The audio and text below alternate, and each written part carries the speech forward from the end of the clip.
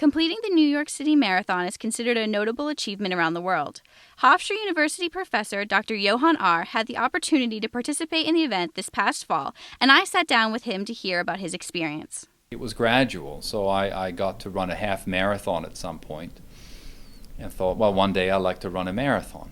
But then, you practice from year to year and you get to be stronger and more ambitious in a way because it's fun to do something new. Right, so the new one year was to run the marathon, and so running New York City this year, that was my 5th in a row. Training for this kind of event can be very rigorous and requires a lot of dedication. Now, for the marathon, you can do a lot of cycling and swimming and surfing and just staying in shape. It's all good. It's all very good. Walking, hiking, right, climbing like I do, but ultimately you do have to do a lot of running. I think I've run my best marathon-wise when I've been running 50-plus miles a week. The energy at the start of this kind of event is known to be extremely high. Oh, it's exciting. At the New York City Marathon especially, there are people from all over the world running that race, and almost 50,000 people today.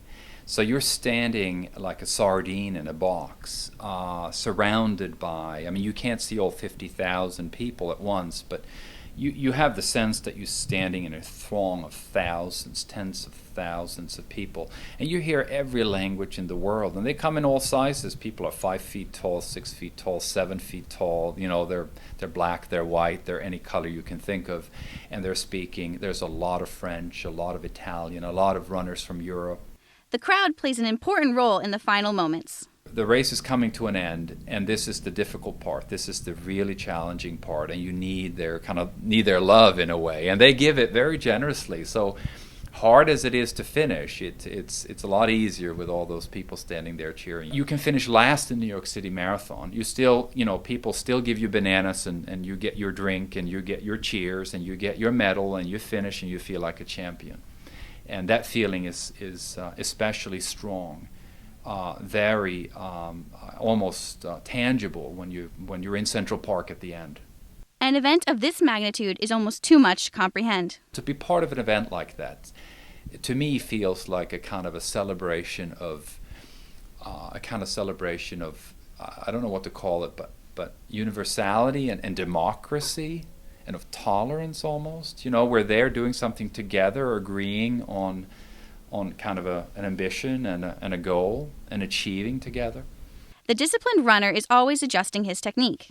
According to most every schedule or training plan, you run your last, if you will, long run, perhaps 2 or 3 weeks out or before the marathon. But I wasn't quite healthy enough or well-trained enough at that point to run as long as I should have liked to. So I ran, I think, 18 or 20 miles.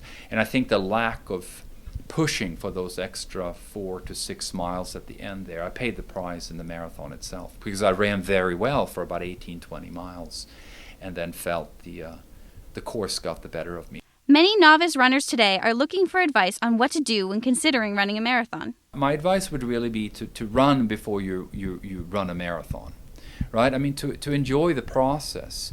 Go out there and practice, have fun, train, and if it means swimming and bicycling or something else, that's okay.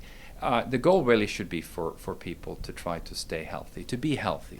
So that would be my advice. Just enjoy the running part itself, and then one day you will just wake up feeling like, I'm ready for it. I'm taking on the marathon. And would he run it again? My plan, actually, is to run it in the future, perhaps, with a camera and take pictures and take films and just enjoy it as an event.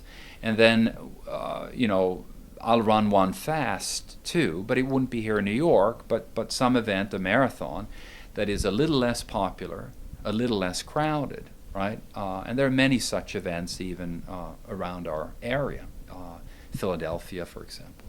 I'm Jenna Beneski for Sportscaster101.com.